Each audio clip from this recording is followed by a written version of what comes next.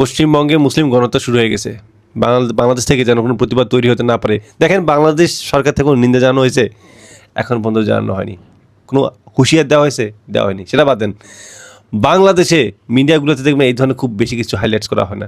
সবচেয়ে বড় কথাটা হচ্ছে যে এখন জঙ্গি, আলেমোলামা, ট্যাগিং, কয়টা বিয়ে করতেছে, এখন এইসব বিষয় না। তার মানে কি বুঝছেন? বিষয়টা হচ্ছে যে এদেশের মানুষকে ওই দিকে কনভার্ট করার জন্য, অর্থাৎ এদেশের মানুষ যেন পশ্চিমবঙ্গে নিয়ে বেশি মাতামাতি করতে না পারে, কোনো আন্দোলন করতে যেন পারে, এই জন্য তারা এখন এই যে মোদি যে বীজগুলো যে আছে, ভারতীয় যে দালাল রয়ের এজেন্টগুলো আছে, ওরা এখন পরিকল্পিতভাবে আলেম ওলামাদের কীভাবে জেলে ঢুকানো যায়, কীভাবে তাদেরকে মানুষের কাছে খারাপ দেখানো যায়, কীভাবে ইসলামটাকে ছোটো করা যায় বা জনগণকে অন্যদিকে কনভার্ট করা যায়, সেই চিন্তাভাবনা আছে।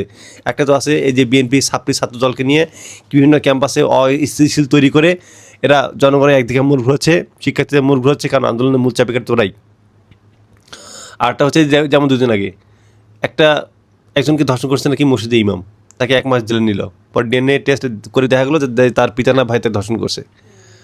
বলাৎকার, হ্যাঁ ঠিক আছে, বুঝলাম যে বলাৎকারটা হয়, তো বলাৎকারে এতদিন নিউজ ঠিকমতো হয় না, 2 দিন থেকে বলাৎকার নিউজ খুব বেশি, কেন বেশি বেড়ে গেল না? ওনাদের খুব কুরকুরি খুব জেগেছে, মানে ওনারা আসলে এই যে দালালগুলো যে আছে ওরা এখন ইচ্ছাকৃতভাবে এগুলো নিউজ ছাপাচ্ছে। কারণ এদেশটাকে জঙ্গি, এদেশে আলেমোলামা খারাপ, ইসলাম খারাপ, বহির্বিবাহ খারাপ, নারীদের অধিকার নেই, বিভিন্ন ধরনের নাটকীয়ভাবে যেন পশ্চিমবঙ্গের বিরুদ্ধে এদেশের মানুষ, অর্থাৎ বিজেপি বা মোদির বিরুদ্ধে কেউ আন্দোলন করতে যেন না পারে, এই জন্য এই পরিকল্পনা। আর আমাদের সুশীলগুলো এ ফাঁদে পাও দিয়েছে। দেখেন না, সুশীলগুলো চুপ। এই সুশীলগুলো দিয়ে আসলেই মাঝে মধ্যে ভাবি এই সুশীলগুলোর জন্য যে কী ভয়াবহ একটা অবস্থা অপেক্ষা করছে। আল্লাহ ভালো।